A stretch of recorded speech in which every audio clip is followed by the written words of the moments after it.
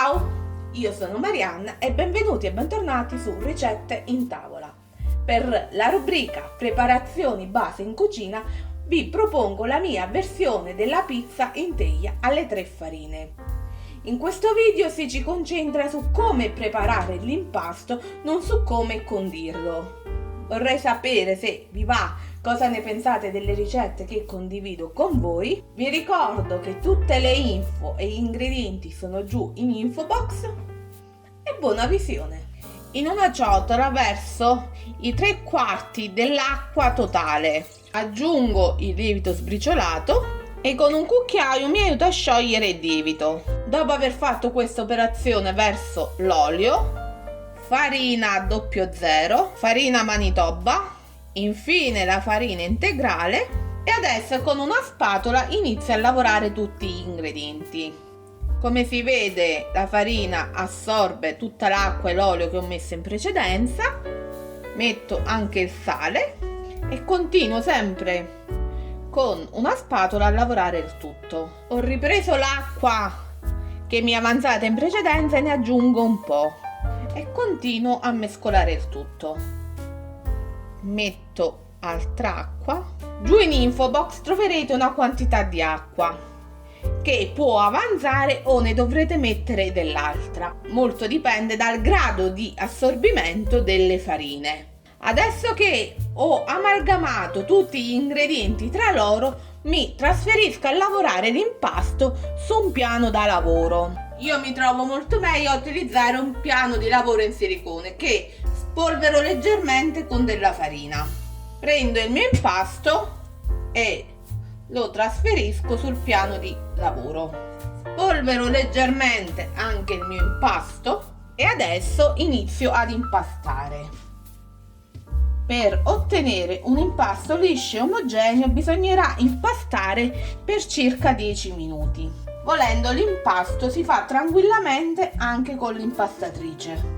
Questo è il risultato dopo circa 8-10 minuti che ho impastato. Ho preso una ciotola pulita in cui verso un filo di olio, con un pennello oleo tutta la superficie della ciotola. Prendo il mio impasto e lo adagio nella ciotola.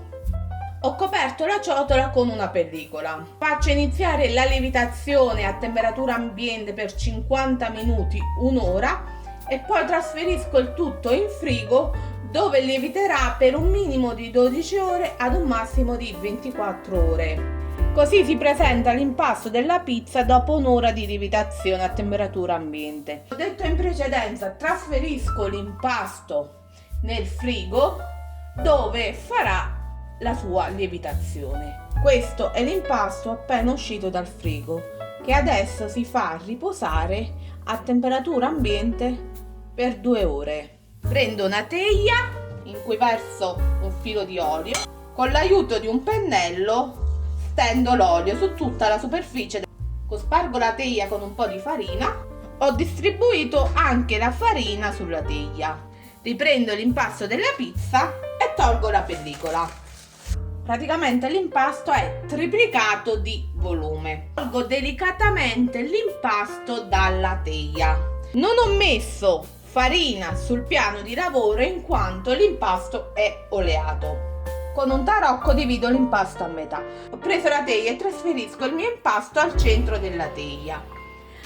A questo punto vi consiglio di far riposare l'impasto per 5 minuti. I 5 minuti sono passati, con la mano spingo dall'interno verso l'esterno, giro di un quarto, giro di un altro quarto e vado così. Estendo l'impasto in questo modo fino ad arrivare ai bordi. Ecco la pizza una volta che è stata stesa in teglia. Si farcisce come più vi piace e poi si procede con la cottura. Grazie per aver guardato fino a qui. Come sempre, buon appetito, alla prossima ricetta e ciao!